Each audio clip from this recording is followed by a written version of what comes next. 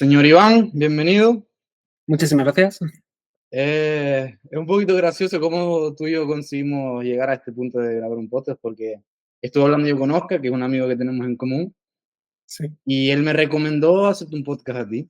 Y claro, yo le digo a Oscar, ¿y quién es Iván? ¿No? ¿Quién es Iván? Tendré que saber algo. Y tú te puedes creer que el personaje lo único que me dijo fue, no es libertario y le gusta el One Piece. Lo más importante. Y yo digo, pues mira, ya tengo ya. Por eso que estoy yo aquí. Yo soy el experto en One Piece. Fenomenal, qué maravilla, qué bien. Así que, bueno, yo de One Piece la verdad que no me entero mucho, no sé. He intentado que lo viera, pero Mi sí, objetivo será entonces también intentar que lo veas, porque merece mucho la pena, la verdad. ¿Por qué? Porque ¿qué es lo que tiene One Piece que lo haga tan famoso? Porque todo el mundo me habla de One Piece. Eres amante de la libertad también como yo, entonces, como amante de la libertad, creo que es obligatorio ver One Piece. Al fin y al cabo, hablamos de una serie que el protagonista tiene como objetivo llegar a ser el rey de los piratas, porque tal como lo define él, el rey de los piratas es la persona más libre del mundo. exacto. Y solo por eso es su motivación. En un mundo que está dominado por un gobierno mundial que controla a todo el mundo y la única manera de intentar luchar por la libertad y ser libre es hacerse pirata. Evidentemente hay piratas horribles, hay gente también malísima, pero el único espacio donde realmente uno puede luchar por la libertad y ser libre es dentro de la piratería, dentro de ese mundo. Y en ese concepto, él monta su propia aventura en busca del One Piece para llegar a ser el rey de los piratas, para considerarse a sí mismo el hombre más libre del mundo, y busca una tripulación. Y la tripulación se convierte en un grupo de amigos que realmente cada uno de ellos persigue sus propios sueños y todos deciden colaborar de forma voluntaria, siendo lo más parecido a una organización libre en el que todos colaboran por el bien común de la propia sociedad que hay allí, pero cada uno persigue sus propios sueños y metas en el camino. Entonces, creo que solo esa base ya representa de por sí las bases filosóficas de cualquier libertario, ¿no? Exactamente. Es un poquito más que un dibujo animado, como Sí, diría mucha gente. Muchísimo más. Es irónico, porque cuando intentas decir a alguien que se vea One Piece, te dicen, no, yo no veo dibujos, yo no veo dibujos animados, eso es mucha fantasía. Pero al fin y al cabo es lo más parecido a la realidad que vivimos, pero plasmada de forma fantasiosa, por así decirlo. Sí, realmente es una analogía completa de toda la realidad. Y Mm, cada uno de los arcos tiene un montón de lecciones que realmente creo que te hacen mejor persona. Quiero decir, el personaje de Luffy yo me siento siempre ultra súper identificado y creo que marca muchísimo mi personalidad porque ya no solo sus propios sueños, metas, el respeto al proyecto de los demás, él tiene frases tan épicas que realmente creo que definen la persona, ¿no? Como es cada uno. Por ejemplo, salva una isla en la que toca y le dicen, mira, te estás convirtiendo en un héroe. Y él dice, no, yo no quiero ser un héroe. ¿Y por qué no quieres ser un héroe? Porque los héroes darían toda la carne y yo quiero comerme toda la carne que pueda sin preocuparme por los demás. Yo no soy un héroe. y eso es verdad. Eso, ¿no? Dependiendo, quiero ser libre y capaz de hacer lo que yo quiera por mí mismo, ¿no? Un montón de cosas así, él intenta reírse absolutamente de todo, se ríe de todo y se toma la vida porque al fin y al cabo es eso, ¿no? Los problemas en la vida por desgracia pasan y después depende de nuestra actitud, ¿no? Cómo los tomamos, cómo los afrontamos y cómo luchamos contra ello. Y Mm. creo que Luffy es una lección constante de, por muy mal que estén las cosas, por mucho dolor que tengas, puedes sacar fuerza en ti mismo y dar el máximo de ti riéndote y enfrentándote igual, la pena puede ir por dentro. No tienes que hacer que los demás carguen con tu pena. Exacto. Es como una manera más moderna, porque me hace pensar directamente, el siglo XX se hizo tan famoso por estos literarios como Alexander Solzhenitsyn, que como que enseñan una realidad a través de la narrativa, de las novelas. Y es como una manera de entender este mundo más libertario a través de algo más relacionado con nuestra realidad, dentro del dibujo, algo visual, algo, no sé si ves esa relación, le ves, Sí, entiendo que es muy útil esa manera de sí, plantear. pero a diferencia de él, es un intento de no intentar vender una idea en sí, pero que todas las ideas te acaben resonando de manera directa a lo que realmente es. Por eso es como que abrazas la libertad sin darte cuenta de que la estás abrazando. Mm, Y eso lo hace más mágico. qué bueno. Cierto, cierto. Pues sí, la verdad que es muy curioso. Es que yo estoy con un montón de cosas ahora mismo, pero debería sentarme y ver más que sea un episodio para... También tiene episodios para rato, porque ¿por cuál vaya? Por el 1200 o así, ¿no? Más o menos parecido en el manga seguro, en el anime creo que también. Así que yo me la he visto varias veces, he tenido la suerte de verla también con mi padre, también con un amigo, también. Y la verdad es que es un viaje que recomiendo a todo el mundo. Merece muchísimo, muchísimo la pena. Los 1000 episodios realmente después se hacen poco. Sí, Es lo que otras veces he explicado, ¿no? Empiezas con la sensación de me quiero poner al día, a ver si llego pronto, y después el vacío existencial que tienes cuando realmente te pones al día y tienes que estar esperando una semana y aún encima te ponen capítulos de relleno es más sí. doloroso que otra cosa. Hay que disfrutar el viaje. Y es eso. Tienes, por ejemplo, hablando de libertad, ¿no? Uno de los momentos que para mí es de los más mágicos que tiene One Piece es el momento en el que secuestran a una de la banda, Robin. Se la llevan porque conoce secretos del gobierno mundial y es la única que puede leer unas cosas que realmente dejan en mal lugar al gobierno mundial y la quieren ejecutar.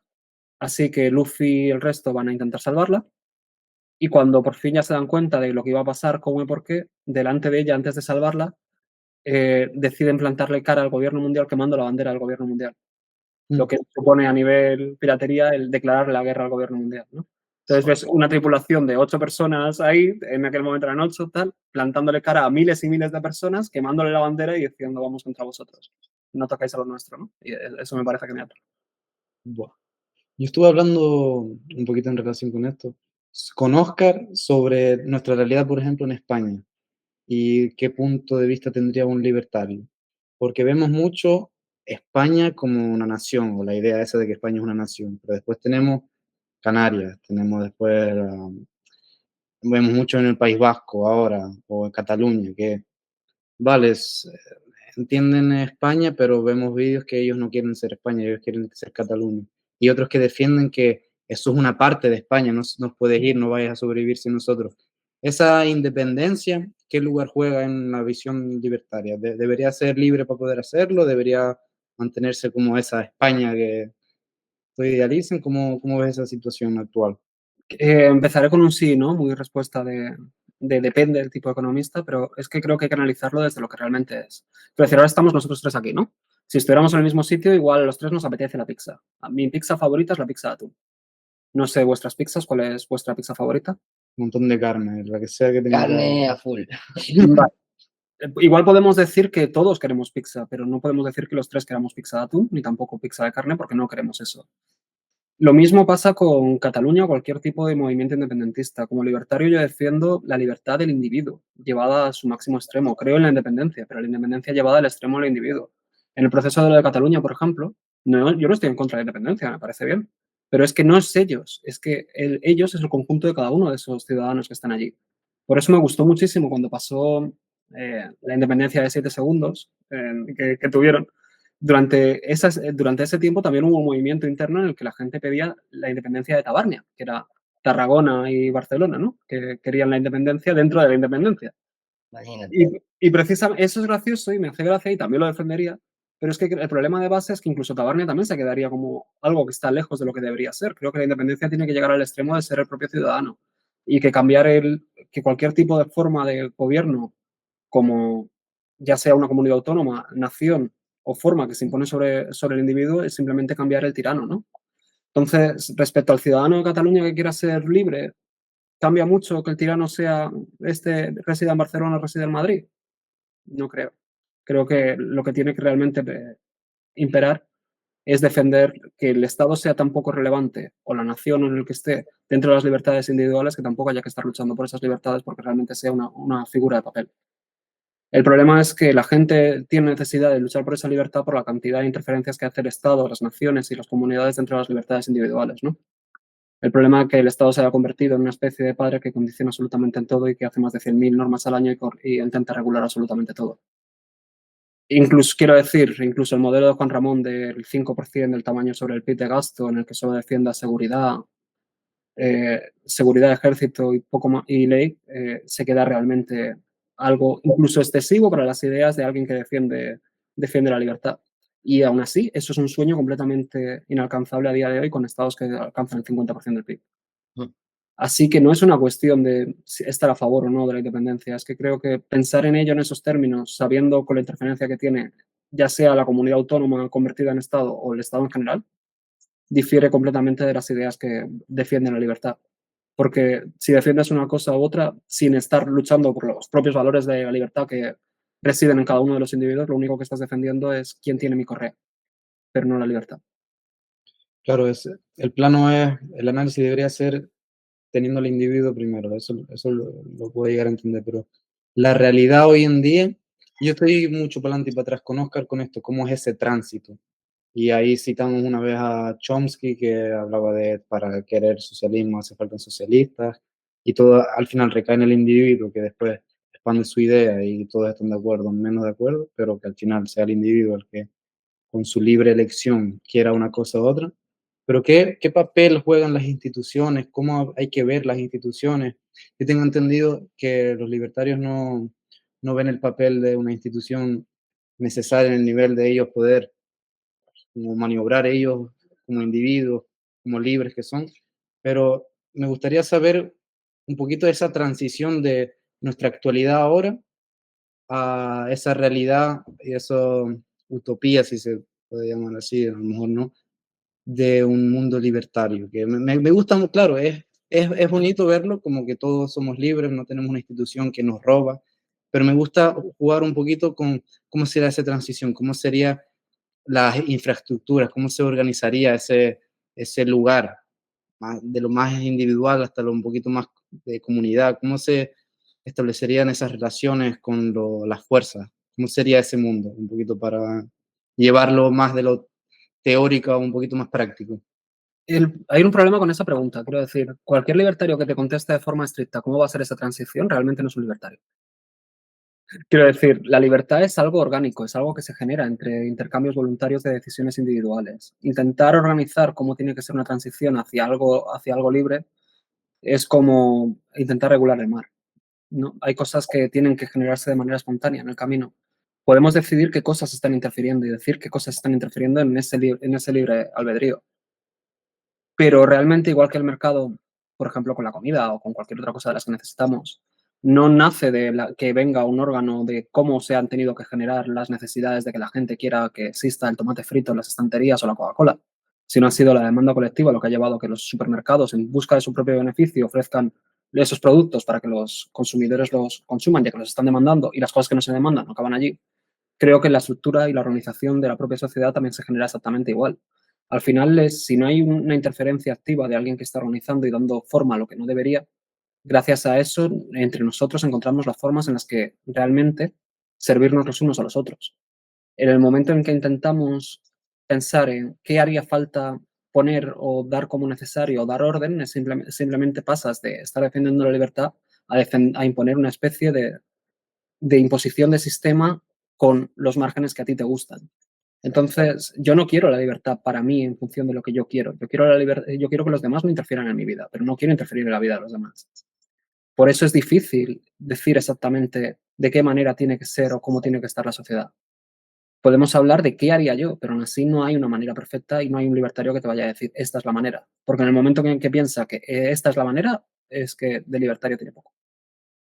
Eso Vale, yo lo veo mucho reflejado en lo que estábamos hablando en el caso de Luffy, porque entre ellos mismos en la tripulación nadie organizó desde un principio quién iba a ser quién, sino orgánicamente se fue armando cada uno su posición en la tripulación, por así decirlo.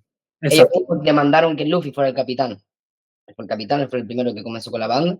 Y ellos son los que demandan tener la posición del capitán. Él no intenta imponer órdenes, él no hace nada. Ellos mismos son los que cuando necesitan al capitán piden la ayuda de él, o por así decirlo. lo estoy viendo en verdad, a lo mejor lo estoy viendo entonces muy arraigado a la realidad que tenemos ahora, que los cambios tienen que ser muy institucionales, así, es un cambio completamente en la visión de lo que es nuestras relaciones, entonces, es muy radical. Pero fíjate, sí que es instituciones, son instituciones orgánicas, lo que también se definiría desde ese enfoque libertario como simplemente instituciones como la familia, el dinero, el mercado, instituciones que se crean por la convivencia y cómo realmente mejoramos la forma en que nos relacionamos entre nosotros. La diferencia es que no son instituciones legales en las que le damos forma y creemos que esto tiene aquí y tiene la potestad y poder de imponerse sobre los demás. Es la diferencia. Al fin y al cabo sí que se basa en instituciones, pero las instituciones que realmente se han formado de manera orgánica. Vale, sí, tiene sentido, la verdad. ¿Cómo te introduces tú a estas ideas libertarias, más allá de la lógica, obvio? Bueno, yo tendría que hablar también de mi propia vida, ¿no? Yo Vivo en Mallorca, me inicié muy, muy temprano con ganas de emprender y con ganas de hacer cosas. Es más, de manera no oficial hasta organicé grupos de compañeros y demás para empezar a vender a tiendas locales unos collares y unas cuantas cosas que me iban bien porque quería montar mi primer negocio con 18 años. Y claro, en mi inquietud por tanto la empresariedad, por las ideas, ya debatía muchísimo con política. Mi madre ahora mismo está en coma, pero mi madre es psicóloga y periodista y desde muy pequeño siempre he hablado muchísimo con ella. Y ella aún encima es socialista, ¿no? Entonces, como lo propio con ella eran los debates, casi de manera natural te lleva a pensar de manera contraria para estar siempre debatiendo, ¿no? Entre eso, enfrentarte a los primeros problemas legales y ver todas las imposiciones que te llevan a querer informarte más sobre emprendimiento, empresa, inversiones, etcétera, cosas que me apasionaban. Y ahí te enfrentas a la irracionalidad propia de los impuestos, de no te he hecho nada, pero simplemente porque está existiendo tienes que pagar, ¿no? Y gracias a eso empiezas a buscar más información, empiezas a ver el porqué y te lleva a diferentes filosofías políticas, ¿no? Y poco a poco vas descubriendo, en su momento Juan Ramón Rayo, pero también vas leyendo que se Mises, etcétera, etcétera. Te vas abriendo a las ideas y de repente todo va haciendo clic y dices, estas ideas encajan, tienen sentido. Son las menos intrusivas. Yo siempre he defendido la libertad de manera natural y creo que, en cierto modo, todos, de manera casi natural, defendemos la libertad porque queremos la libertad para nosotros mismos. Es difícil, ¿no?, incorporarse como en unas ideas que no defienden la libertad, a no ser que seas un parásito propio de esas ideas. Quiero decir, que se beneficia de parasitar a otros, normalmente no defenderá esa libertad, pero no porque realmente esté defendiendo la idea de que el colectivo vive mejor en ello, sino que gracias a que yo voy a parasitar al resto me voy a salir beneficiado. Al final, la manera natural propia del ser humano, independientemente de lo que pensemos, somos nosotros mismos, somos individualistas por naturaleza. El liberalismo al menos le da al individualismo, le quita la vergüenza, reconoce lo que somos y busca la manera en la que encontremos una cooperación con un marco en el que simplemente defiende el derecho a la vida, la propiedad y el respeto mutuo entre las personas, ¿no? Al final, con unos principios básicos, permite que todos podamos cooperar y realmente no ser hipócritas con lo que hacemos. Entonces, todo tiene bastante más sentido que otras ideas que simplemente se basan en imponerse a costa de los demás. Hay muchos ejemplos bestias que pongo muchas veces de por qué la democracia es algo horrible y muchas cosas así, pero quizá no es el momento de decirlo, así que luego lo hablamos eso. Por favor, ¿por qué es la democracia horrible? Fíjate, hay un ejemplo que normalmente me funan muchísimo cuando lo digo, pero es que es algo que tengo que decir sí o sí. Imagínate un grupo, un avión, ¿no? Choca y un grupo de supervivientes llegan a una isla desierta en el que hay, por ejemplo, 3 mujeres y 7 hombres. Y dicen, bueno, mira, ya que somos un grupo de 10, creo que lo mejor que podemos hacer es organizarnos democráticamente. Vamos a votar todo lo que hagamos y en función de mayoría, a partir de ahí lo llevaremos, tomaremos las decisiones.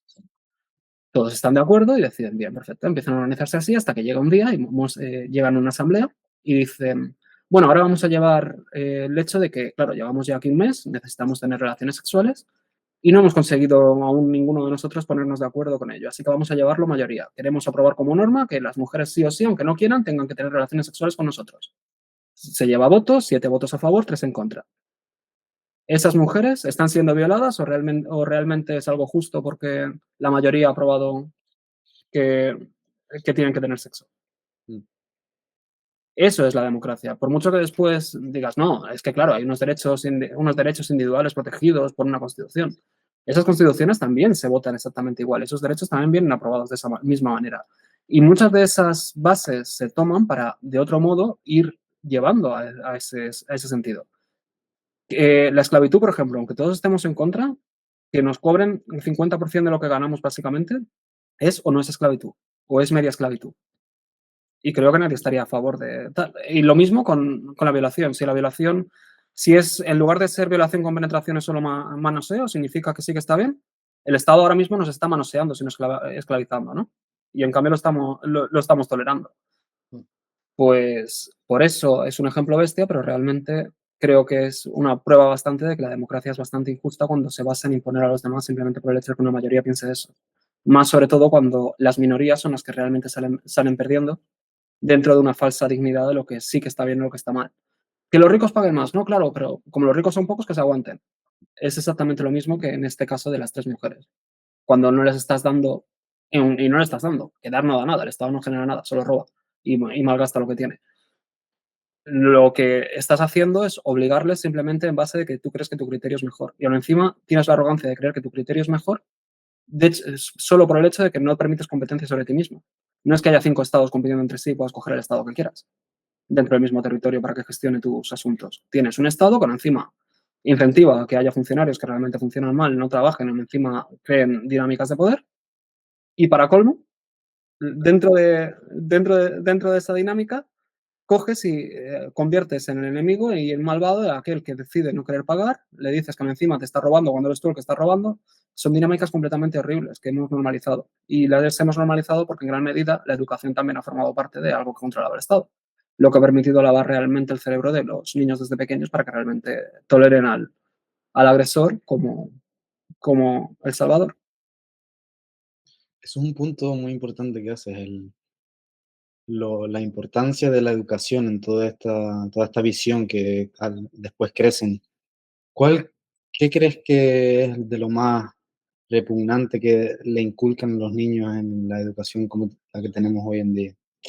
Tengo que, en la defensa de hoy en día, tenemos internet y tenemos YouTube y tenemos gente que si le interesa otro mundo, pues tiene la posibilidad de tenerlo, pero yo me imagino un poquito más atrás que tu profesor era tu fuente de información.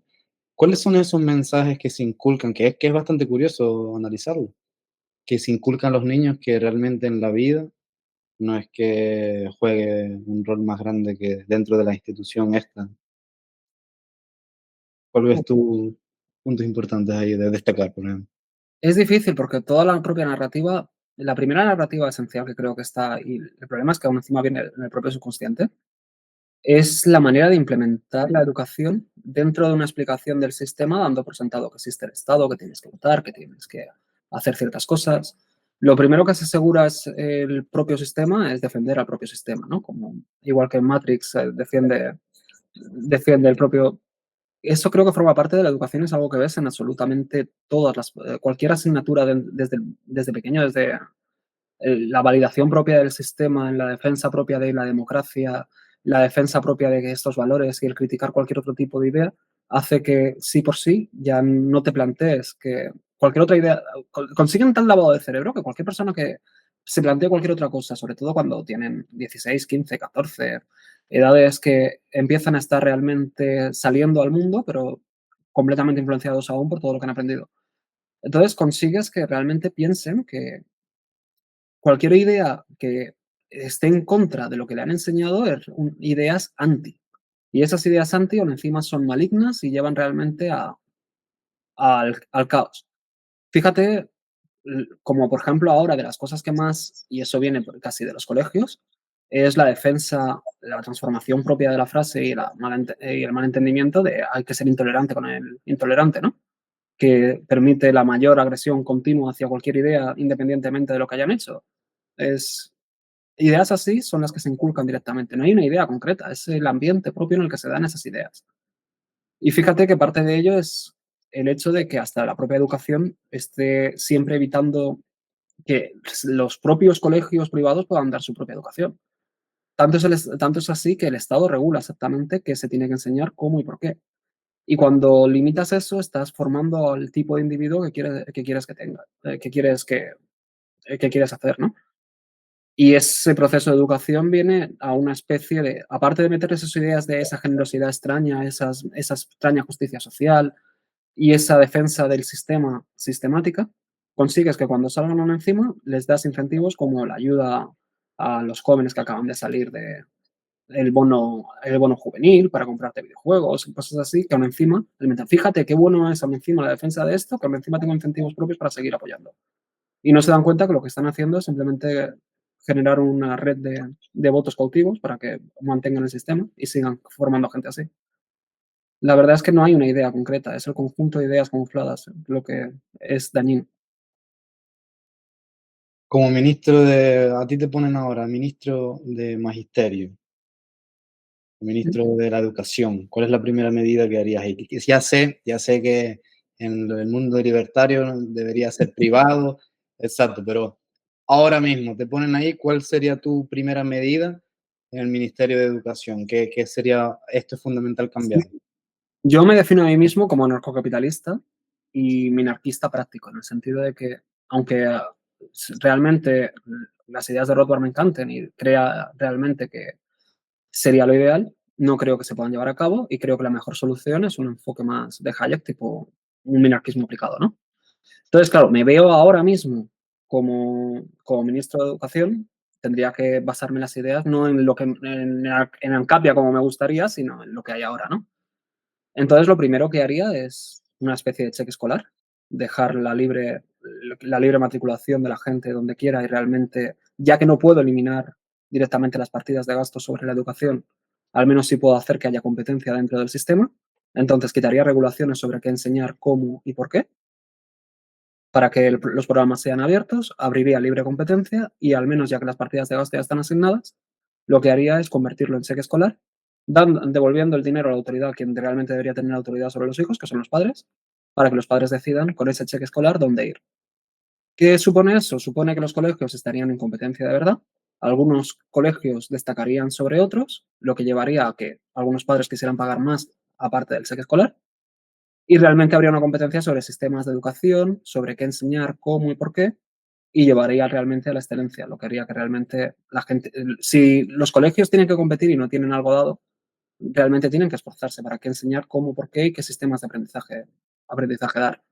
Fíjate, yo, por ejemplo, yo tengo muy buena memoria, uso sistemas de memoria tipo LOCI, Palacios de Memoria, PAO, sistemas de memorización avanzada que jamás se enseñan al colegio. Probablemente alumnos que aprendieran desde pequeños a usar esos sistemas tendrían una memoria casi fotográfica y les vendría muy bien. Hay muchas cosas que se podrían hacer de manera diferente, que no se hacen porque no hay incentivo más que repetir directamente lo mismo, porque tampoco hay ninguna diferencia entre un colegio bueno y otro más que las instalaciones que tengan y los profesores que tengan. Pero no hay una competencia por los resultados porque todos están basados en aprender lo mismo que han decidido poner dentro del ministerio, dentro de un conjunto de lo que consideran que deberían aprender esos niños. Creo que lo primero es liberarlo de ideas, por eso hay que dar libertad de competencia y libertad de temario. Libertad de temario, ¿a qué te refieres? Que cada centro decida qué enseña, cómo y por qué. Si quieres, puedes poner del mismo modo que cada universidad debería tener casi sus propios sistemas de acceso. Así consigues que realmente casi se estandarice de manera natural gracias al mercado. En el sentido de que no van a hacer que la gente no sepa ni sumar. Las universidades querrán que la gente pueda aplicar realmente a tener una buena educación. Para eso habrá que cumplir un estándar que puede dar el propio mercado, que no tiene que ser una selectividad. Puede ser una selectividad incluso privada que salga igual que salen las agencias de calificación dentro del mercado. Aquí podrían salir también exámenes propios de acceso que generaría el propio mercado, que sirvan como proxy intermedio a la hora de acceso a las universidades.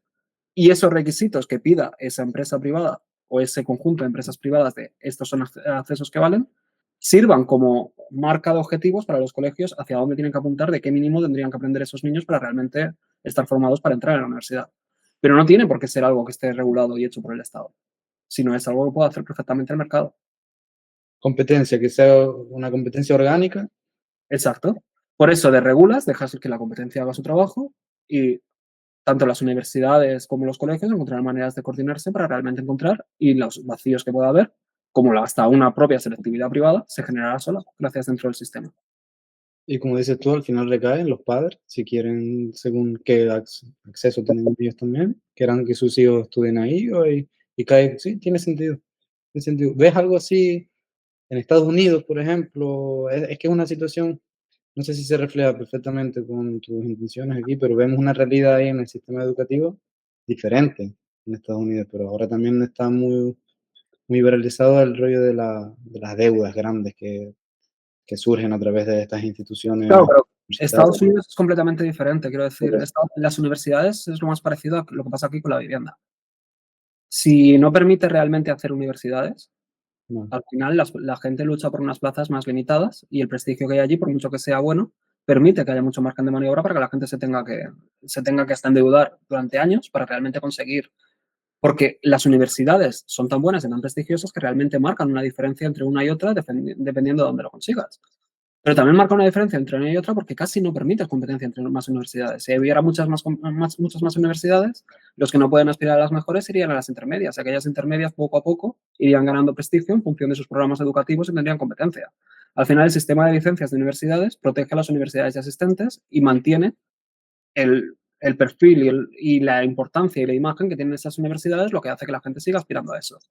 Si dejas libertad para crear muchas más universidades, esas universidades en competencia lucharán en precios decrecientes y esos precios decrecientes llevarán a muchos más alumnos, esos alumnos se formarán en el mercado y en función de lo que consigan en la calle, la gente, esas universidades ganarán prestigio y ese prestigio hará que esas universidades compitan con las más altas. Claro, no es un proceso automático, pero es algo que sí en 20, 30 años se vería si hubiera libertad de competencia. Lo mismo que pasa aquí con las casas. Si no dejas construir, es normal que, aunque si hay más demanda que la oferta, los precios suban. Lo mismo pasa con las universidades.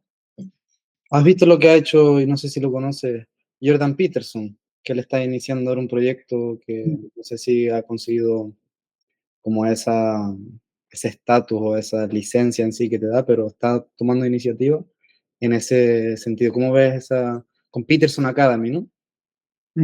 Lo veo bien y en cierto modo es en parte también lo que ya hizo Google hace años.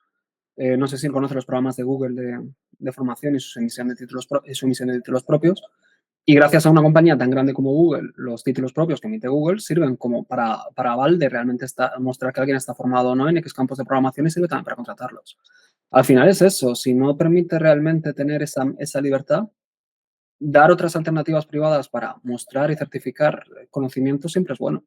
Entonces, cualquier alternativa que se cree y se intente ir contra las limitaciones propias de la normativa, creo que es buena y está bien llevada. Yo creo que está cambiando un poco y me gusta eso de certificar, porque de toda la vida no, yo certifico que sé algo a través de mi título, como que ahora está cambiando, ahora certifico que sé algo sabiéndolo, haciéndolo, y esto de la visibilidad que tiene. Vi el otro día, no sé dónde lo vi, pero que estaba poniendo en comparación los científicos de antes y los científicos de ahora. Como antes, si tú eras científico y lo que tú decías era científico y era verdad. Ahora, el científico tiene que adquirir una habilidad de comunicarlo, porque hay esa competencia de que cualquiera puede tener una opinión y puede viralizarse o puede entenderse y verse bien, pero por su habilidad también de comunicarla, de venderlo. ¿Cómo crees que está emergiendo ese sentido de la información al final?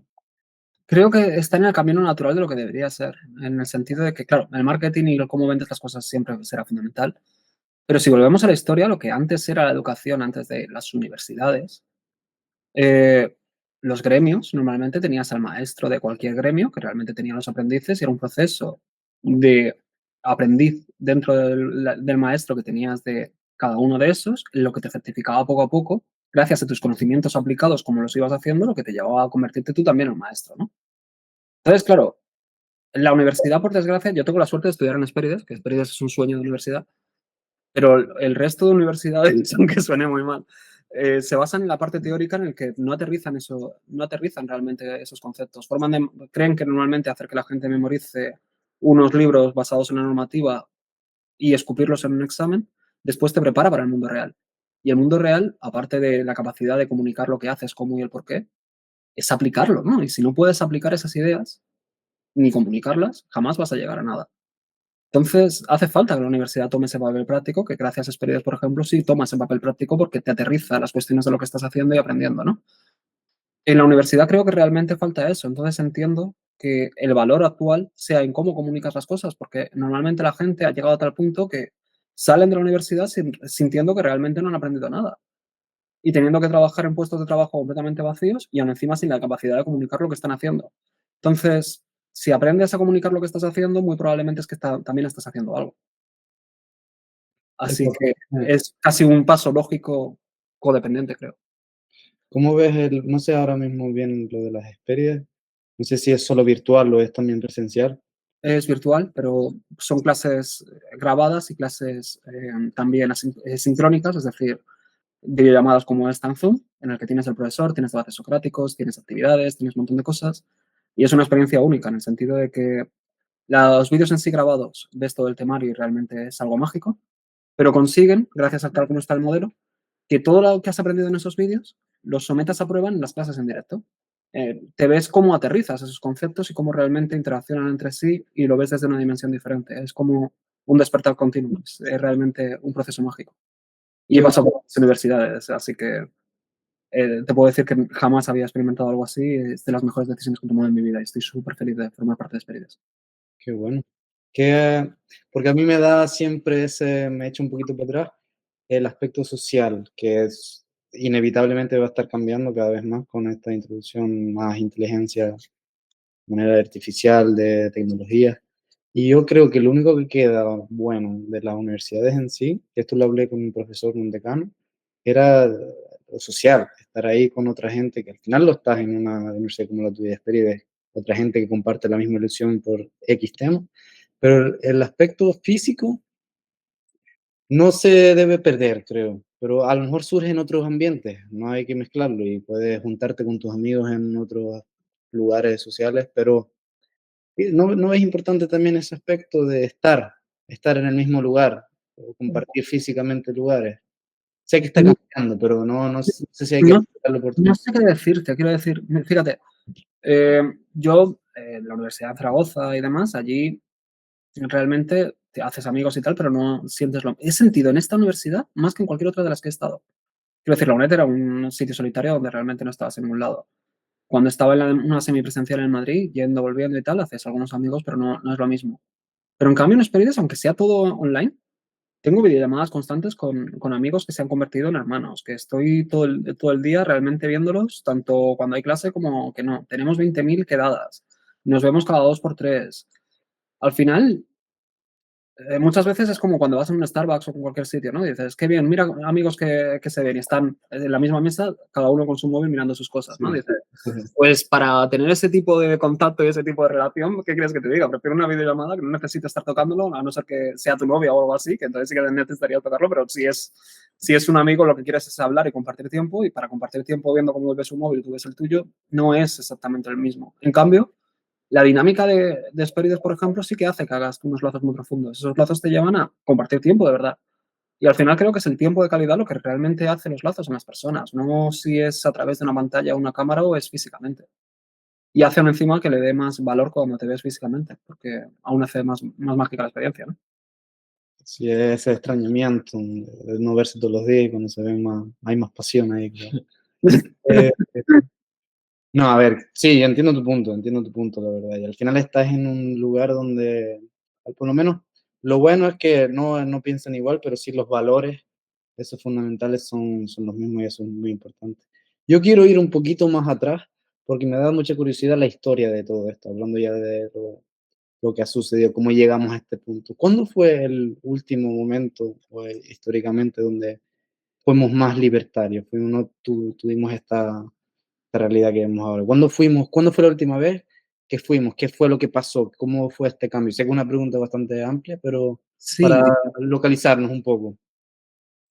y difícil de contestar, ¿no? Es de las imposibilidades propias del narcocapitalismo, ¿no? Que te lleva, que hace falta un cambio de moralidad, porque normalmente el problema que incluso a veces cuesta también en los libertarios entenderlo, es que hay gente buena y gente mala, ¿no? Y da igual el momento de la historia donde estés, que siempre habrá gente mala. Es más, la gente mala es demasiado habitual. La gente mala no tiene ningún problema en intentar imponer su modelo de vida, no tiene ningún problema en intentar invadirte, en intentar robarte, en intentar hacer. Entonces, ¿qué momento hay en la historia donde no haya habido gente mala? Ninguno. Y esa libertad, cuando la tienes que luchar, e incluso los que la defienden muchas veces acaban imponiéndose pensando que imponerse es mejor que la maldad externa, sin darse cuenta que acaban generando maldad interna por buenas intenciones. Así es como se crean los reinos, como se crean los señores feudales, como se crean. El afán de intentar defender a los tuyos los acaba convirtiendo y te acaba generando por encima de ellos. Y si hay algo que odio como un libertario y como persona en general es que alguien se sienta superior a alguien. No creo que nadie sea superior a nadie. Entonces, ¿cuál es el origen? ¿Cuándo ha habido más libertad?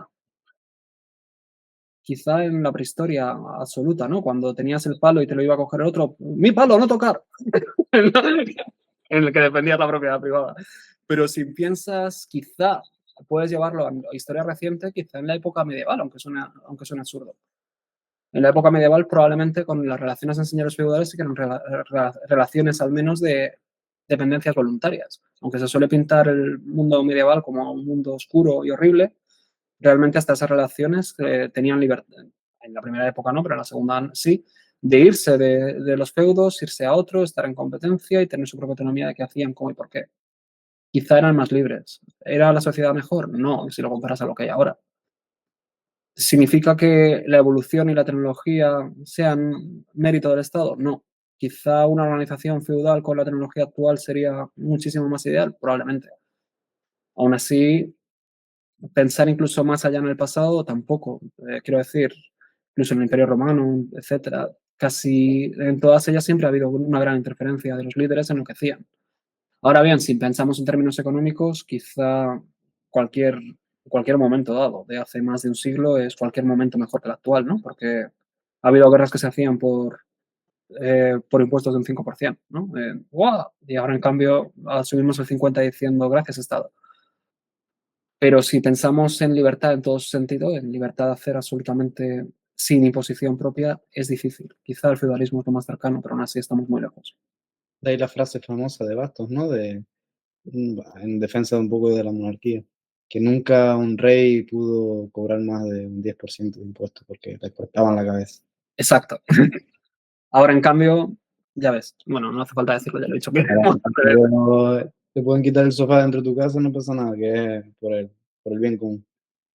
Ha cambiado, pero al final, ¿cómo ves son preguntas muy difíciles en realidad. Pero con esta introducción ahora con inteligencia artificial, por ejemplo, que inevitablemente va a haber cada vez más riqueza.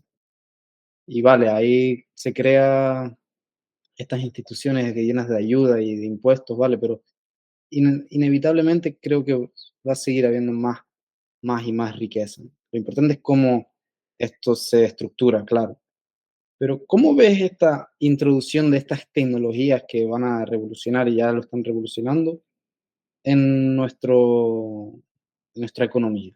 Esto, si seguimos aprovechándonos de los impuestos, se siguen aprovechando de los impuestos a través de nosotros, teniendo este avance económico, si estás de acuerdo que va a haber un avance económico, ¿cómo ves este plano? ¿Cómo ves? Es difícil ver al futuro, obvio, pero ¿cómo ves, cómo crees que va a ir avanzando esto con la introducción de la IA, por ejemplo? Podría ser Bien, tengo que volver a lo básico absoluto, ¿no? De todo. Quiero decir, el ejemplo que se suele poner básico de si estás en una isla desierta y solo puedes coger los plátanos que hay y te da para coger los plátanos diarios. En el momento en el que empiezas a ahorrar plátanos y puedes hacerte una vara y gracias a la vara aumentas tu productividad, ¿no?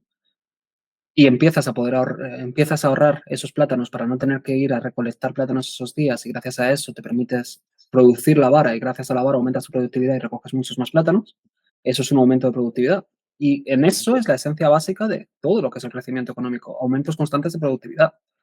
Es la productividad, el mejorar los procesos y el mejorar las conexiones y el mejorar la fiabilidad de los mercados, tanto en conexión, dependencia, demanda y organización orgánica, lo que hace que vivamos mejor.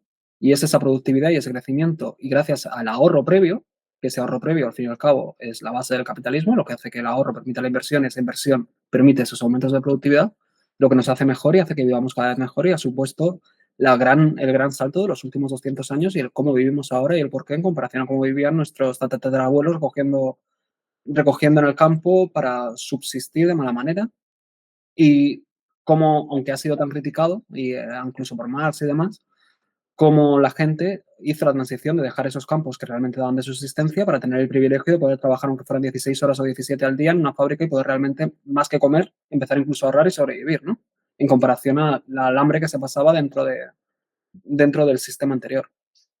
Entonces, claro, eso fue una transición enorme y ahora nos encontramos realmente, aunque no lo parezca, una transición que acaba de empezar que va a ser muchísimo más radical.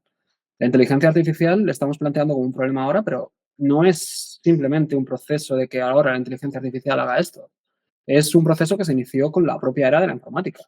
Desde la informática en sí, Internet y todo lo que ha supuesto en los últimos años, si lo comparas con, por ejemplo, las máquinas automáticas de hilado, las primeras que hubo, en función la que simplemente hilaba doble hasta 80 años después, la que ya iba con la que ya estaba automatizada e incluso cogía energía gracias a la presión hidráulica y a la vez en paralelo estaba todo desarrollándose todo el ferrocarril, etcétera, etcétera.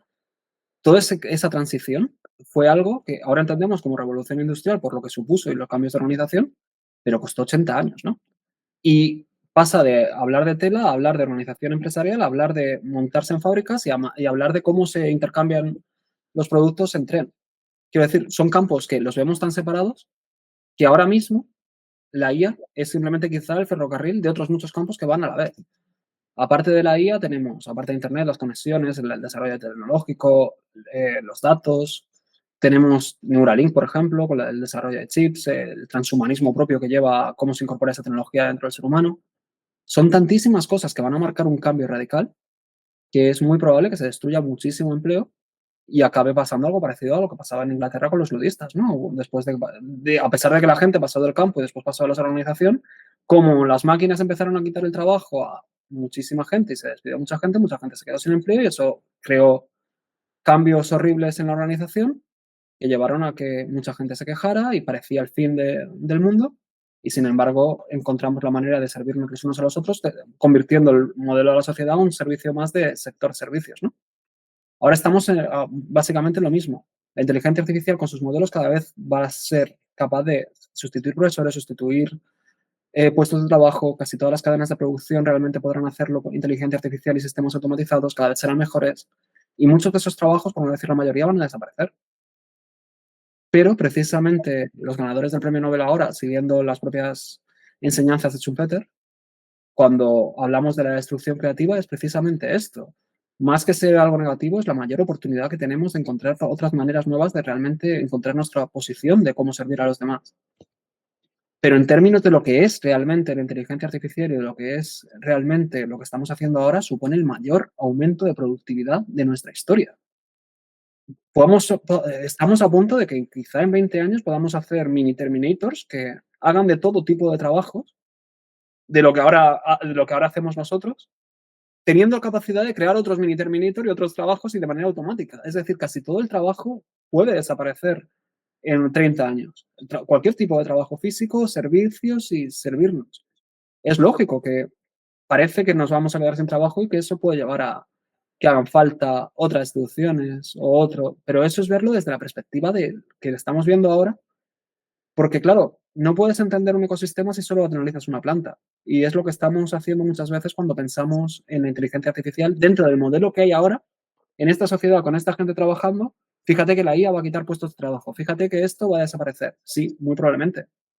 Pero precisamente es la mayor bendición que tenemos. Ya veremos cómo orgánicamente todos nos recolocamos, cómo aprendemos a realmente servirnos los unos a los otros y cómo pasamos nuestro tiempo.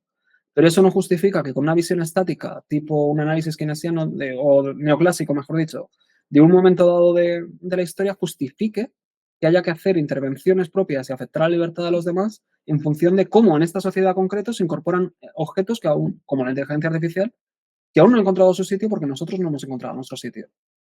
Lo que, en términos reales, lo que sí que es fundamental y lo que comparten todas las transiciones de la historia son los aumentos de productividad. Y tenemos ante nosotros el mayor aumento de productividad que hemos visto jamás. Entonces, creo que tenemos que celebrar eso y después ya veremos cómo nos colocamos nosotros como individuos dentro de una sociedad así, donde cada uno de nuestros puestos de trabajo realmente pueden ser sustituidos. Ahora bien, ¿qué nos hace humanos respecto a la inteligencia artificial? Quizá esta conversación, ¿no? La inteligencia artificial probablemente tendrá que analizar nuestra conversación para poder replicar una conversación similar. Nosotros somos la parte creativa que podemos estar dentro de eso. Somos los que demandamos las cosas y esa creatividad, incluso desde la parte de la demanda, nos lleva a entender mejor la necesidad de otros individuos como nosotros.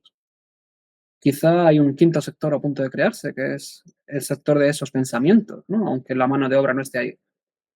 Pero veremos cómo nos servimos. Mientras tanto, creo que solo podemos celebrar tener herramientas como las que vienen ahora y estar formando parte de la mayor transición en productividad y el mayor salto en la historia.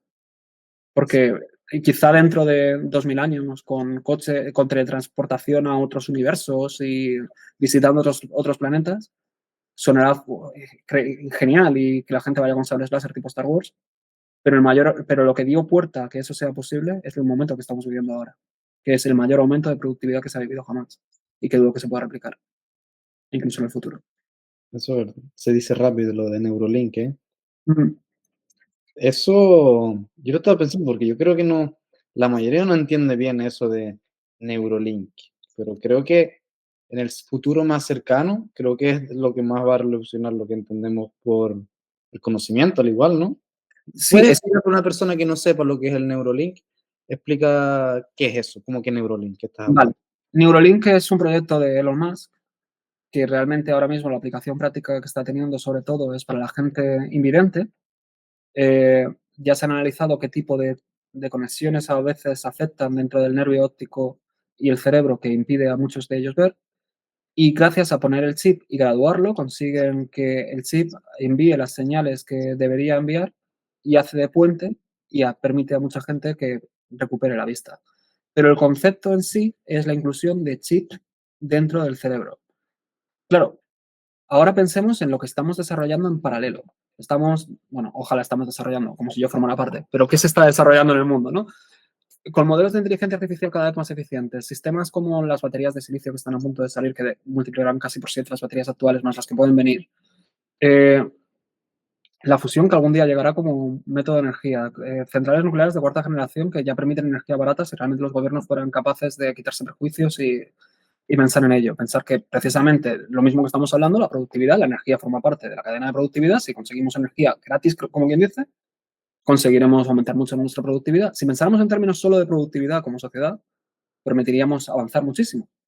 Bien, pues pensando en eso, imaginemos un futuro donde podamos tener chips que permitan interactuar a nuestro cerebro directamente con la IA. Y es más, Google Glass hace 5 años y Apple Vision hace nada, es un ejemplo de cómo podría ser nuestro futuro como humanos, ¿no? Imagínate, si ya de por sí las gafas enormes ahora de Apple o incluso las de Google Glass en su momento, a eso le ponemos un uso activo de un ChatGPT directo cada vez más avanzado, que lo tienes como un compañero dentro de tu cerebro, dándote, interactuando y analizando el mundo a la vez contigo, viendo lo que tú estás viendo y ayudándote a pensar y dándote acceso a toda la información al momento, cambia nuestra trascendencia como humanos. Quiero decir, la universidad mismo. La universidad en sí podría estar en peligro, no tanto por el modelo actual, porque imagínate dentro de 20 años si te puedes poner un chip en el que tienes de manera justo al lado, pensando, cuando tú piensas algo, te está escuchando en vivo y estás pensando sobre economía, sobre un ejercicio y te está dando qué tienes que hacer, cómo y todos los datos, aprender las cosas pasa a un segundo plano. La universidad se convertiría más bien en el sitio donde aprendes a razonar sobre las ideas, donde debates sobre esas ideas porque el acceso a la información ya lo tienes incorporado siempre. Eso es transhumanismo propio en el sentido solo digital de que lo vamos a tener y muy probablemente antes de lo que pensamos.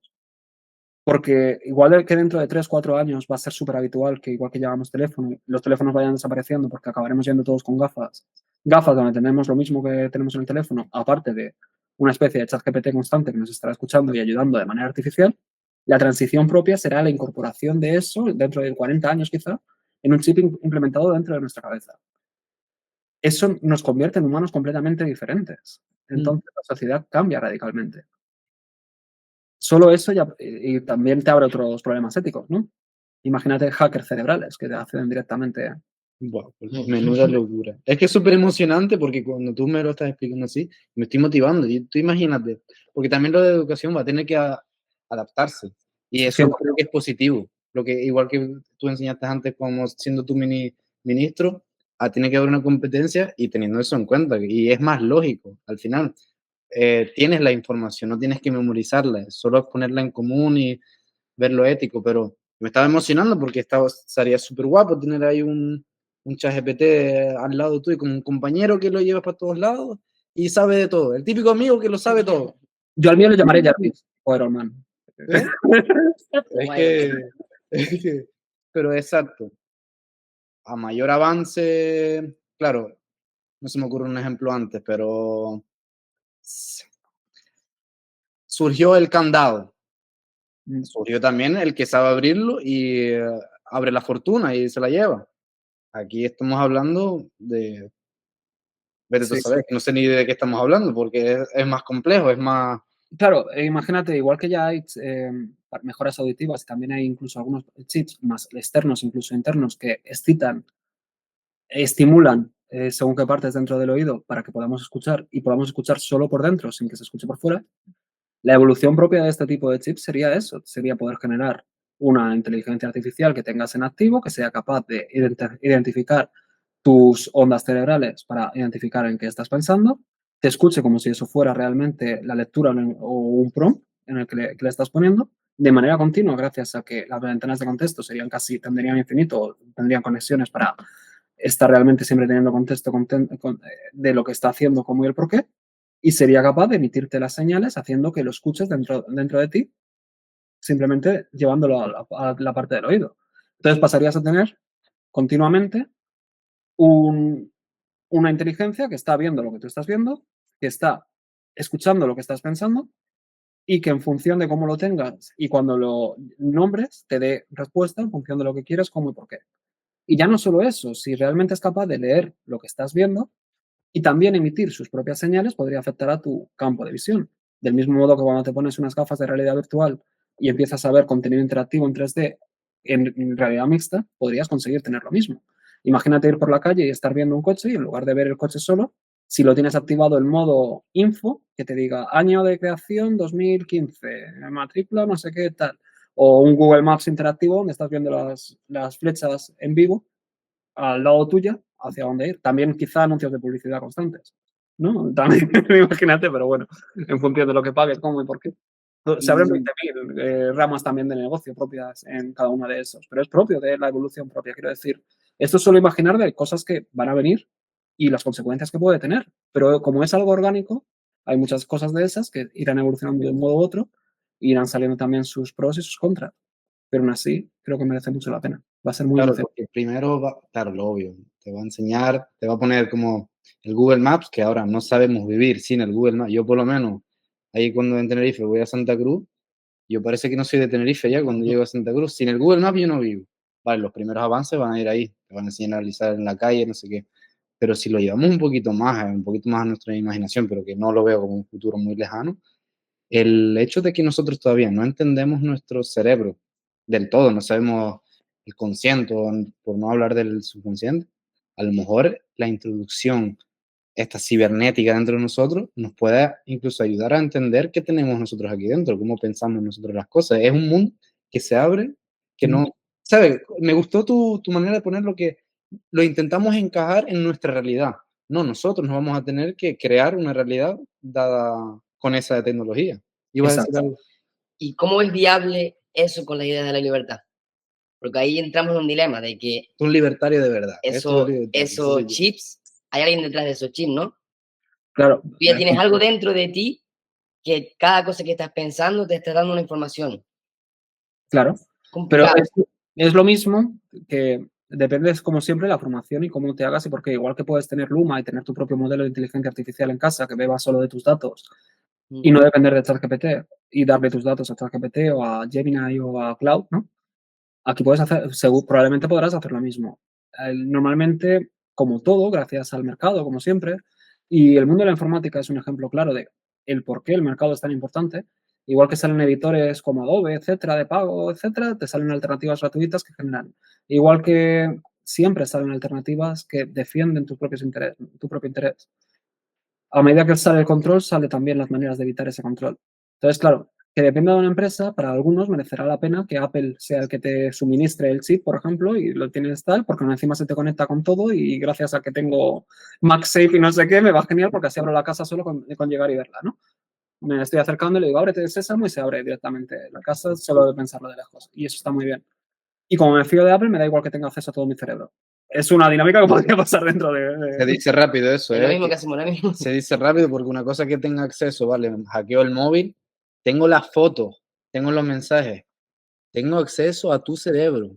No entendemos lo que significa eso. Ya, pero es una dinámica que puede pasar, ¿no? Imagínate tus fantasías sexuales con la mujer que amas o algo así, las está viendo directamente Apple y analizando y diciendo, wow. Como, "Oh". Menuda locura. Es que, pero nosotros, para mí es como... Y te sale un anuncio contextual. ¿Querrías comprarle la lencería que te has imaginado? Exacto. Aquí lo pongo. Los anuncios. Imagínate los anuncios. Flipas, claro, porque al final quieren tus datos para después venderte más o menos según. Imagínate si siempre que esto es un tema que lo escuché a algún lado, el que avanza primero es el mundo de la pornografía. Como que esas tecnologías, como que adquieren todas las tecnologías nuevas en su mercado súper rápido. Imagínate con esta introducción, cómo se va a revolucionar todo. Y ya no Es solo una eso, locura. estamos hablando de acceso al cerebro. Quiero decir, por desgracia, y, tú lo sabes mejor que yo, sabes realmente que la realidad es simplemente algo que construimos en nuestra mente. Quiero decir, las sensaciones, sentimientos y cómo interpretamos el mundo son un montón de sustancias químicas y un montón de emociones que realmente no tenemos control sobre ellos. No sabemos realmente que la realidad es realidad. Simplemente lo interpretamos en función de lo que tenemos. Imagínate un chip que realmente interfiera en cada una de esas señales. Que puedas no solo visualizar a alguien y haberlo generado en 3D y estar visualizándolo, sino también sentirlo. Imagínate incluso gente que ya no está con nosotros, gracias a chips así, que realmente puedan hacer modelos, ajustarse y realmente creer. Dentro de 40 años quizá podemos visualizar las cosas como si fueran real aunque no estén, porque tendría control literal de todo lo que hay en nuestro cerebro, siempre y cuando nosotros tengamos también el control sobre lo que hay, ¿no? Entonces la frontera entre lo que es real y no es real dejará de existir, muy probablemente.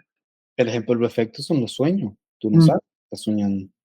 Y ya no es solo eso, imagínate si ya tienes algo así que está interfiriendo en tus propias sensaciones, ¿qué te deriva, por ejemplo, a que la nueva PlayStation 10 o la Xbox 4515, o como la quieran llamar, en lugar de eso, han avanzado tanto el mundo de los videojuegos que lo que permites es que tu chip se conecte a la realidad virtual ahí. Y como no te estás conectando a través de una pantalla, te estás conectando a través de lo que visualiza tu cerebro, tu mente, activa que se te inmovilice tu cuerpo, pero en cambio tú estás viendo dentro de tu córtex, en tu córtex prefrontal y tal, la sensación de que te estás moviendo, todo tal.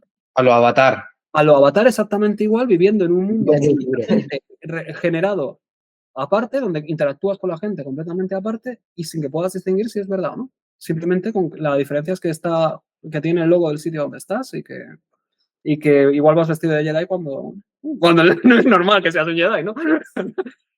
Todo eso se abre también a algo posible dentro de unas décadas, gracias a los avances que están viviendo ahora. Y son cosas que no nos estamos ni imaginando porque no lo estamos, y aún así esto es mucha imaginación, pero tendemos a mirar la realidad, como he dicho antes, desde los ojos de incorporar la tecnología que hay ahora sobre lo que hay y no sobre lo que va a venir. Y cómo se puede generar después. Y esto es hablar por hablar, no digo que vaya a pasar, pero sí que veo muy probable que pase. Así que veremos. Puede ser muy emocionante. Lo importante aquí, lo obvio es que, claro, los avances estos desde nuestros ojos son súper positivos porque lo vemos desde lo creativo, desde la aventura, pero lo innegable va a ser la prevención de estas tecnologías, el mal uso, los hackers. ¿Cuál es el componente? Porque más que nunca va a ser importante el componente ético, la importancia de la ética. ¿Cómo? Y ya sé, no se puede controlar a la gente al final, pero es que va a haber consecuencias más severas ahora de un mal uso, de una mala ética dentro de este mundo. ¿Cómo ves ese aspecto ético en todo esto? Porque es súper importante, Es que la ética siempre es un tema muy complicado. muy filosófico, Sí, muy... es muy filosófico porque interfiere ya en lo que está bien y lo que está mal, ¿no? Mm, ¿Y qué está bien y qué está mal? no. Es siempre También algo, valores, los valores que van a tener que haber alrededor de todo esto. claro, ¿Pueden ser homogéneos? ¿Los no, valores pueden ser homogéneos? no. Y esa es de las cosas que siempre me dan mucha rabia entre libertarios, ¿no? También. Porque, fíjate, es un ejemplo que suelo poner muchas veces y, joder, siempre ocurre lo mismo, qué triste. Pero es de las cosas que más me molestan, ¿no? Quiero decir, yo tengo mis propios objetivos, ¿no? Mis empresas de inversión, mis propias metas, tal. Y aunque mi modelo de lo que yo hago y hacia dónde voy pueda ser ideal para muchos, a mí me parece exactamente igual de ideal el borracho que decide vivir emborrachado bajo el puente con una caja de cartón, aun pudiendo cambiarlo o no. Yo sé, por ejemplo, había un profesor de Universidad de Zaragoza que se le murió la mujer y demás, y decidió dejarlo todo, irse a vivir debajo de un puente, bebiendo todo el día y pudiendo recuperarse y tal, pero para él la vida no tenía sentido y prefería hacer eso. Y recuerdo de pequeño, las veces que se comentaba y tal, y ya de pequeño, por mi amor por la libertad, no entendía quién era nadie para criticar lo que estaba haciendo o dejaba de hacer. Quiero decir, yo no creo que nadie tenga la potestad de decirle a nadie que es un modelo correcto de vida, cuál es la vida correcta de vivir, cómo tiene que vivir y el por qué. No creo que el CEO de una gran empresa, o el coleccionista de deportivos, o el futbolista, o el que está viviendo bajo el puente, o el que se está drogando todos los días, tenga ninguno de ellos una potestad moral para decirle que esto está bien y esto está mal. Defiendo la libertad de cada uno, mientras no afecte a los demás, que haga lo que le dé la gana. Y no creo que haya un modelo correcto de lo que está bien o lo que está mal, mientras no afecte a la libertad de los terceros ni afecte al proyecto de vida de los demás. Ese es el Exacto, ni incomoda a los demás. Entonces, ¿qué es bueno, qué está mal, qué? No lo sé, porque no me veo en la potestad de decirlo. Pero el punto ahí sería, claro, si lo peor que puede suceder es que una persona esté borracha de un puente, pues ese mundo te lo compro ya. La Mm. realidad es eso que nos da a entender que hay casos que infrinjo yo, por ejemplo, en la libertad de Christopher. ¿Eso cómo lo regulas en un mundo ya virtual? ¿Cómo sabes tú? ¿Cómo pones el límite? ¿Cómo castigas tú que alguien está infringiendo la libertad de otro? Claro, ahí precisamente el mejor proxy que hay para eso es la propiedad. Y en todo. El problema de lo público y de los estados es el hecho de hacer bienes públicos que comparten todos.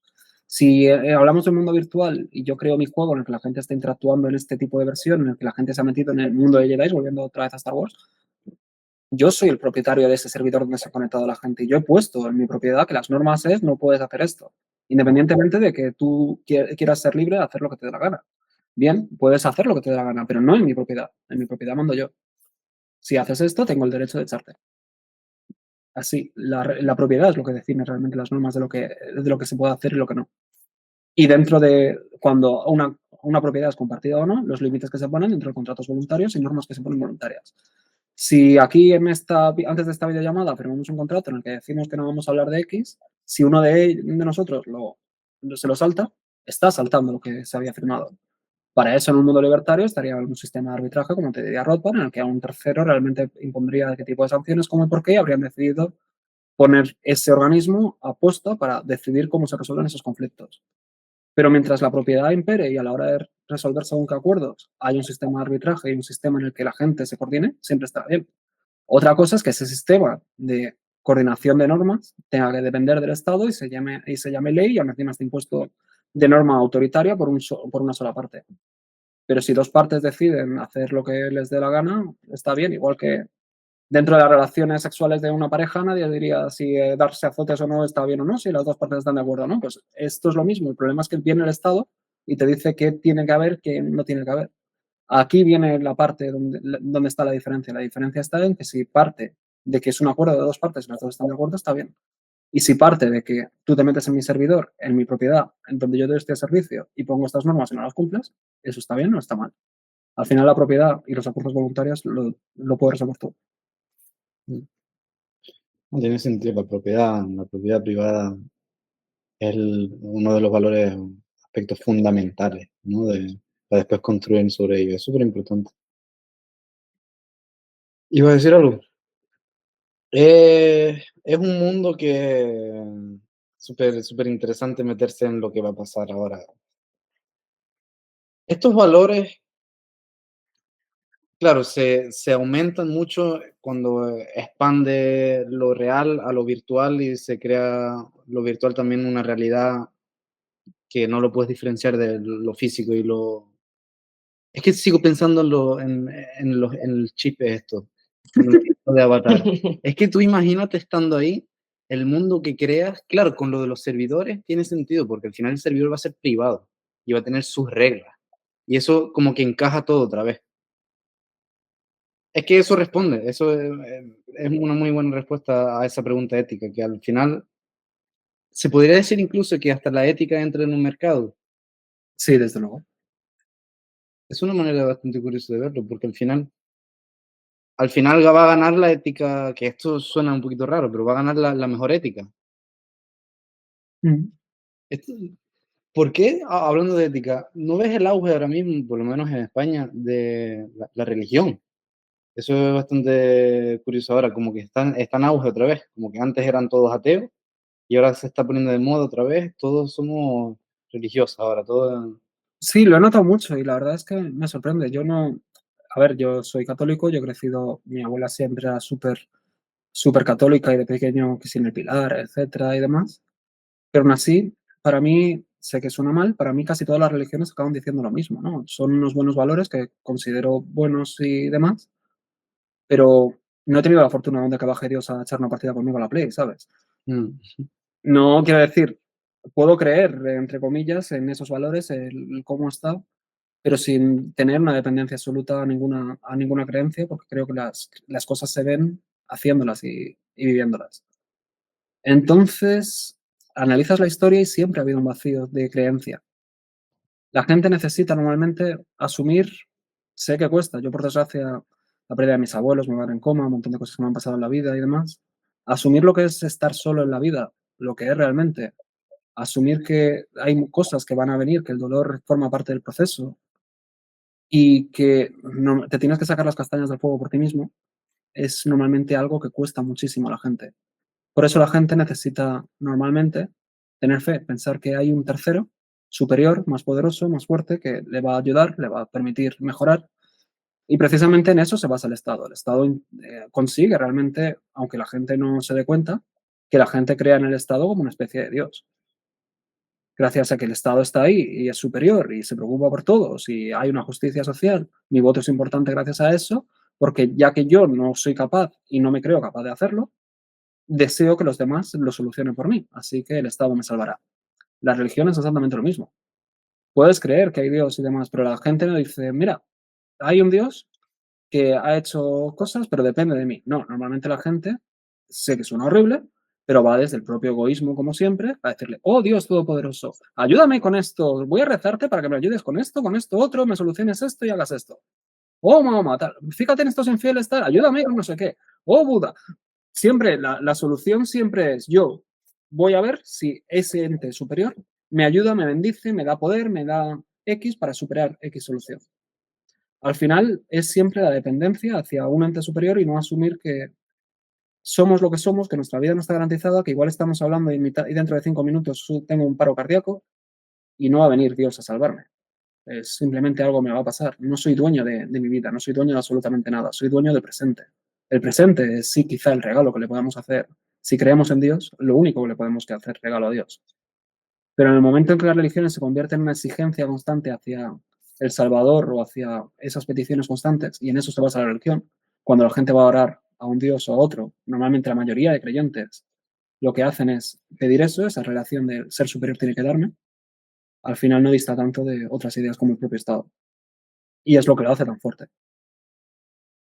Pero es que se mezcla eso, ahora cuando lo dices, tienen como la misma perspectiva hacia el Estado, hacia la religión, porque yo tengo una visión, a mí me gusta mucho la perspectiva que da Jordan Peterson en contra de la religión, que no es como la que estás contando tú ahora, que es la realidad, cuando ves a cómo la gente practica esas religiones, es, dame esto, cierro los ojos, dame esto, por favor, necesito esto, y esto.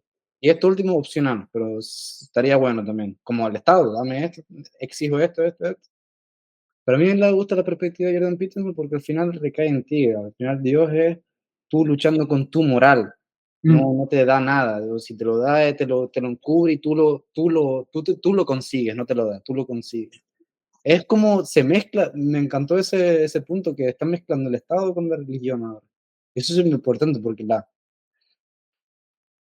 si vamos a la raíz, o por lo menos como lo explica Jordan Peterson, que me encanta, es al final tú luchar con tu moral y no pedir a través de tu dar. No sé, es Exacto. como que está... Exacto. Es que esa es la clave, porque al fin y al cabo es cómo interpretas realmente qué hay en cada una de esas. Si lees, yo soy un friki, ya desde muy pequeño también me dio por leer la Biblia, leer el Corán, leer. Entonces, claro, lo lees y lo interpretas como lo que es, interpretando, mira, esta gente no les puedo tomar la palabra como que están diciendo algo literal, están contando historias que se han contado entre sí.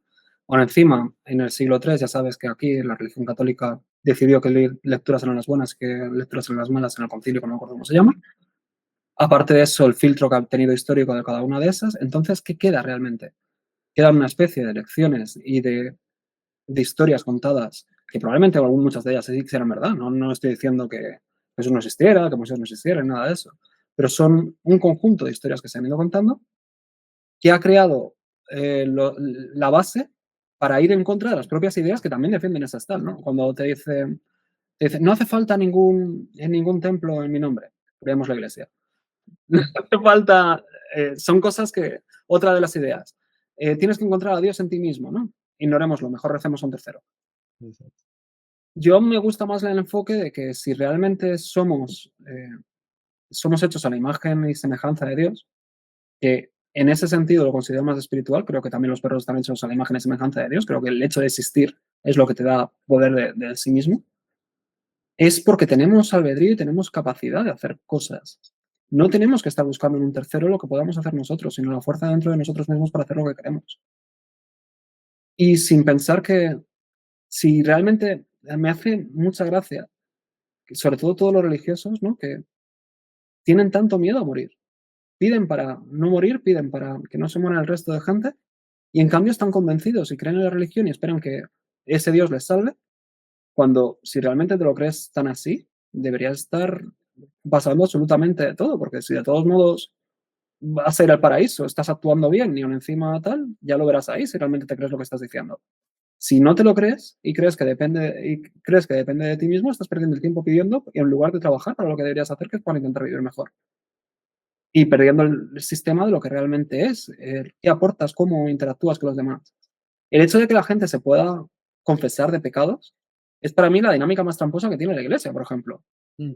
Los pecados de por sí deberían estar acorde a tu propia moral, lo que crees que está bien y lo que está mal. Hacer algo que está mal para después poder pedir disculpas y pagarlo en forma de oraciones es la cosa más absurda que hay, porque estás incentivando a que la gente haga cosas mal. Jamás deberías hacer nada que sea contrario a lo que creas que es tu moral. La moral debería imperar sobre ello. ¿Qué está bien? ¿Qué está mal? Actuar con esa buena fe, dependiendo de tus valores, creo que es más cercano a seguir a cualquier Dios, si piensas que ese Dios reside dentro de ti, que pensar que, bueno, voy a hacer esto mal, pero bueno, ya me pediré disculpas y me confesaré el fin de semana y listo. Y un montón de gente es así, que decide ir a confesarse y ya creen que han subsanado errores gracias a poder llevar ese perdón llevado en el caso de que se mueran. Y eso es lo que consideran importantes. Cuando veo ese tipo de dinámicas, no veo buena gente que realmente represente unos buenos valores y un buen porqué. Veo gente horrible que simplemente tiene mucho miedo a algo que no comprenden, tanto a la muerte como a Dios si existe. Y en cambio yo, como tengo a mi madre en coma, mis abuelos murieron cuando no tocaban y tal, yo tengo muchas ganas de encontrarme a Dios. Y si Dios es físico, lo primero que haré es darle un puñetazo cuando lo vea.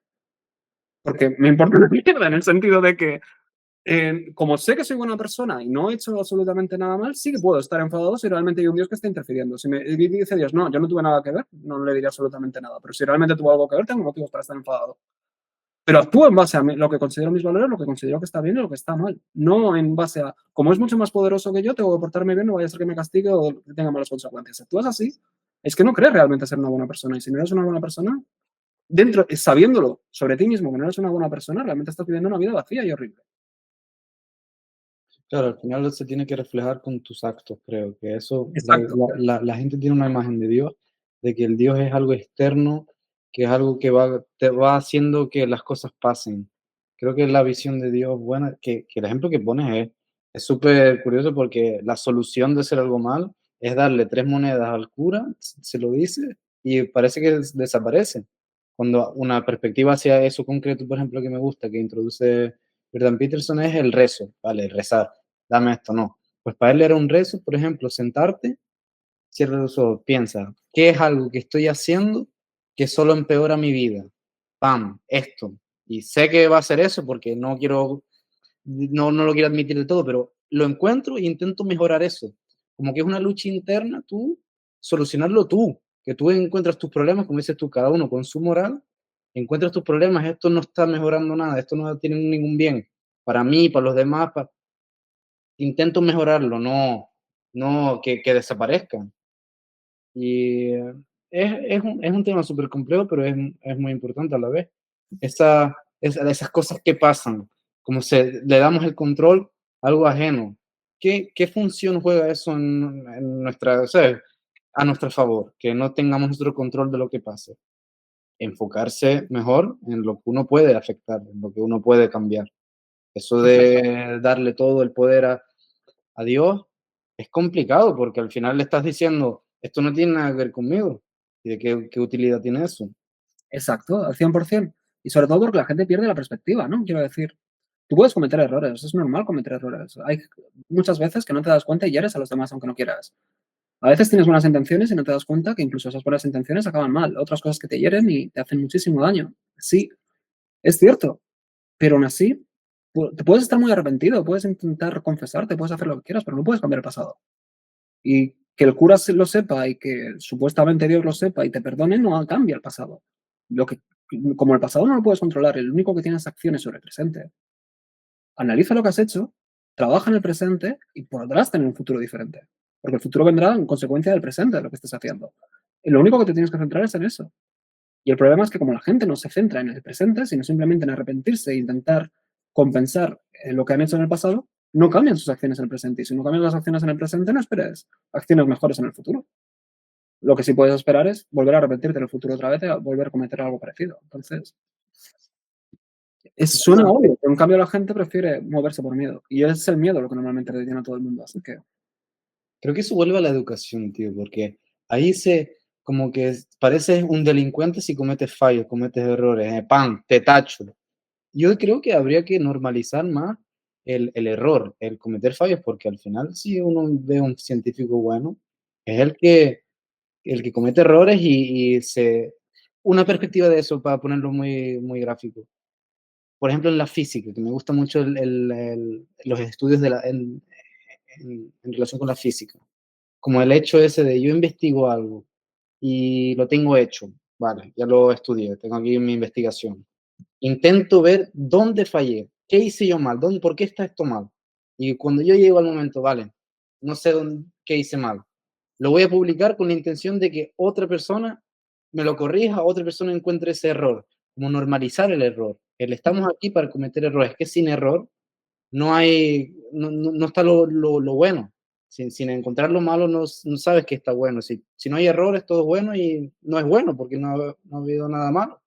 Como esa visión que tenemos hacia el error, creo que es súper mala, no juega para nada a nuestro favor y creo que radica en el sistema de educación. No, tú, 100%. para ti solo, y si tú cometes un fallo, tu nota va mal y tienes que mejorar.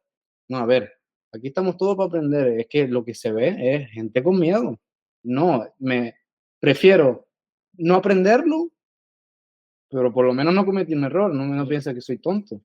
Y creo que eso se ve mucho, cada vez más. Ahora está cambiando todo, claro, pero creo que eso sigue, el miedo a cometer error. No puedo decir esto está fuera de lugar, porque, ¿y si está mal? ¿Y si está mal qué? Es que ojalá esté mal, es que es Pero fácil decir, es ahí fácil. te afectan dos cosas. Quiero decir, no solo es eso. Estoy completamente de acuerdo. Yo siempre, y si encima es una de las cosas que suelo decir. En mi camino, yo todo lo que he aprendido es gracias a las muchas veces que me he equivocado. Creo que equivocarse es la mejor bendición que puedes tener porque te permite ir aprendiendo constantemente. Tienes que equivocarte y es sensacional equivocarse porque significa que estás más cerca de dejar de equivocarte. Igual que en inversiones, cuando hablo de inversiones y tal, yo cuando empecé antes de 18 años y demás, cometí errores y es lógico. Y aún seguiré cometiendo errores, pero precisamente gracias a eso he mejorado y cada vez soy mejor. En todo necesitas cometer errores, necesitas arrepentirte si quieres de ellos, analizarlos y ver qué aprendes de ello. Pero también en esa parte sobre la educación también hay un problema sobre la aceptación social, que Exacto. es algo completamente horrible. Yo sé que suena horrible, pero soy una persona que tengo mis amigos, contados, los que me importan de verdad, contados con la mano, los dedos de la mano, muchísimos conocidos y la familia, ¿no? Y lo que ellos importen sí que me puede importar, pero lo que importa a la mayoría de gente, el resto de la gente, a mí me importa sistemáticamente nada. Es más, asumo que un montón de gente a la que ayudo, tengo videollamadas, yo estoy con videollamadas constantes, ayudando a un montón de gente en la universidad, ayudando gente también en negocios, en un montón de cosas. Sé que muchísima gente de esa la voy a olvidar y pasan a ser realmente personas secundarias que no me importan, ¿no? Entonces, pensar solo por un momento que no puedo yo soy un payaso nato, a mí me gusta hacer el payaso o voy haciendo el payaso por todos lados, etcétera. Pero precisamente por eso, porque me da exactamente igual lo que opinen de mí. Me da exactamente igual lo que opinen de mí porque no son personas importantes. No puedes el problema es que la gente le da mucha importancia a esa reputación social y lo importante que puedan ser, sin darse cuenta que realmente esa gente, lo que opine de ti, no es importante. Al fin y al cabo, lo que te importa es en función de la gente que quieras. Y eso es algo que no enseña la educación. La educación te enseña a que todo el mundo te tenga que aceptar. Mm. Tanto que es tan importante que te acepten que a la mayoría de ideologías de ahora se basan precisamente en la aceptación de una cosa u otra. No quiero entrar en términos tal, pero si yo me identifico como tanque, no es una cuestión de importante de que yo me identifique como tanque o como helicóptero Apache, como pasa ahora con muchos géneros. Que con eso debería bastarme, ¿no? Yo me identifico yo. No, necesito que los demás me acepten como helicóptero Apache tal y que todos los demás sean conscientes de que necesito repostar y 3 metralletas. No, es tu problema, acéptate como quieras, no intentes imponer a los demás como te tengan que ver. El problema es eso, es darle valor a los demás. Del mismo modo que hacen con Dios, como estábamos hablando antes, sobre ser juzgados o no, su existencia social depende de la aceptación de los demás. Y ese es un problema horrible de la educación, que yo por suerte desde pequeño, gracias a mi madre también supongo, es de las cosas que siempre he tenido corregidas. A mí no me importa absolutamente nada lo que piensen de mí, tanto si piensan mal como si piensan bien. Yo voy a mi bola, ya está. Y gracias a eso me permite hacer el payaso, me permite hacer cualquier cosa sin que sea importante porque voy a mi vida. Así que La aceptación, sobre todo en esa edad, yo creo que también es muy fácil con nuestra edad ahora decir, claro, pero ¿por qué te fijaste tú en eso? Pero hay algo, no sé si es más nuestros instintos ya de querer formar parte de un grupo, pero me veo reflejado mucho en esa época de tú, vale, me da igual cómo soy yo realmente, lo importante es que tenga amigos y sobre todo vale, en ciudades grandes diferentes, porque si no encajas con este grupo, pues encajo con el otro, pero un montón de niños tienen un grupo que o encaja o no encaja. Y si yo tengo que dejar a lado mi integridad o quién yo soy para encajar, pues vale. Yo creo que ahí nace un poquito también el tema del bullying, también como que se aprovechan de esa necesidad de tener. Son varios aspectos que sobre todo creo que se ven en las edades más pequeñas, donde tú todavía no tienes tu character, como tu carácter formado, que se ve muy perjudicado. O sea, es muy importante eso, creo. fíjate que, volviendo a mí, perdón si lo centro mucho en mí, pero No, no, sin problema. con la suerte de mi madre, ¿no? Eh, gracias a su educación, aparte de la oficial del Estado, por suerte, de las mejores cosas que a mí me han venido bien, por ejemplo, yo jamás en mi vida he fumado ni jamás he tomado ninguna droga. Ni, es más, bueno, miento porque el otro día en una cena en Madrid sí que tomé vino, pero llevaba un montón de años sin tomar ni una copa de vino casi desde la comunión, ¿no? Mm, Y fíjate, no es por seguir las normas ni porque mi madre me lo dijera, sino por todo lo contrario. Con 7, 8 años, de repente, estamos en un bar, mi madre siempre ha fumado y mi padre también, y llega mi madre y me dice, toma, quiero que fumes esto. Y yo, no quiero, da igual, pruébalo. Tomo una calada y tal, y coge, me parece horrible y me dice, ya sabes que nosotros fumamos, y como ahora estás en edad en que, o como parte de rebeldía, muchos van a empezar a ofrecerte tabaco y demás, si vas a sentir la necesidad de fumar, quiero que sepas que aquí abiertamente puedes fumar. Es más, si quieres, ahora mismo te compro caja, tal, y empiezas a fumar todo lo que quieras. Lo que quiero es simplemente que no lo escondas. Si quieres, aquí lo tienes. Y me pareció horrible de que no quería y que ni loco quería fumar. Gracias a eso jamás fumé, porque jamás tuve la necesidad. El hecho de la rebeldía propia que suelen tener los niños de estoy haciendo algo que está prohibido y encima me integro con los demás, hace que la gente empiece a probar el cigarro, a probar el tal. Yo directamente, mucho antes de que ya incluso en el colegio salieran los típicos de tengo esto, vamos a probarlo y tal, yo ya había probado y tenía libertad para hacerlo. Entonces no veía ninguna necesidad de por integrarme. Y gracias a la autoestima siempre tenerla tan grande, gracias también a mi madre también, no tenía porque ninguna necesidad de sentirme aprobado, meterme a fumar con ellos, ni tampoco tenía el hecho de la rebeldía de tengo que hacer esto porque está prohibido y fíjate qué bien que me sentiré adulto. No, es que en casa si quisiera habría fumado directamente. Y lo mismo también me pasó con la cerveza y tal, también con 5 o 6 años y cosas así. Entonces, casi de manera natural, huyes de lo que narrativamente no ves lógico. Entonces empieza a imperar en ti, ostras, veo a mis padres que están fumando continuamente, que tienen dependencia por algo, que aún encima tosen, tal, y no, aún encima es horrible y no me gusta, ¿para qué voy a fumar? El alcohol aún encima, tal, ves cómo acaba gente borracha y tal, y a mí que me gusta la Fanta y el agua, ¿para qué voy a hacer eso? Son con lo bueno que está la Fanta, coño. cosas lógicas, ¿no? Que al final te acaban marcando y hace que no hagas según qué cosas, ¿no? Y eso es en gran medida gracias a la educación de mi madre, en este caso.